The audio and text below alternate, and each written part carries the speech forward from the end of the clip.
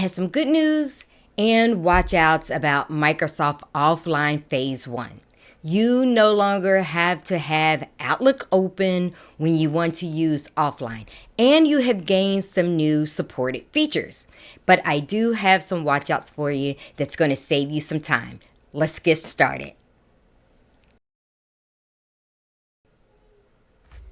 Okay, so I already have my Wi-Fi disconnected. Let's open up Outlook.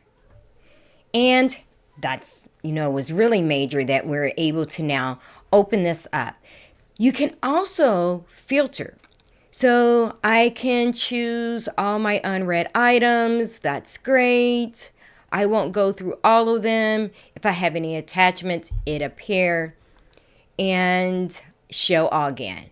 Now, here is what you cannot do yet. And I saw a couple of posts talking about the sorting.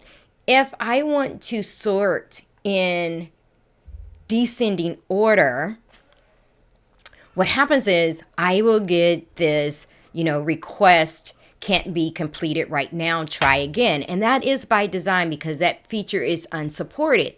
So if I decide I want to sort based on my categories, you will see the same message. So the only sort feature that is available to you right now is the date.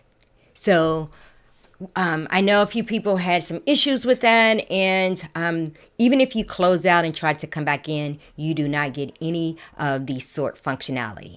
Here's the full and updated list of features that you can and cannot perform in Outlook Offline Phase 1. There is a Phase 2, and it's coming later on in the year. If you want the downloaded version, visit my website, and I will post the link in the description.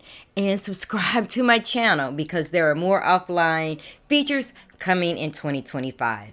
Now, go work your magic.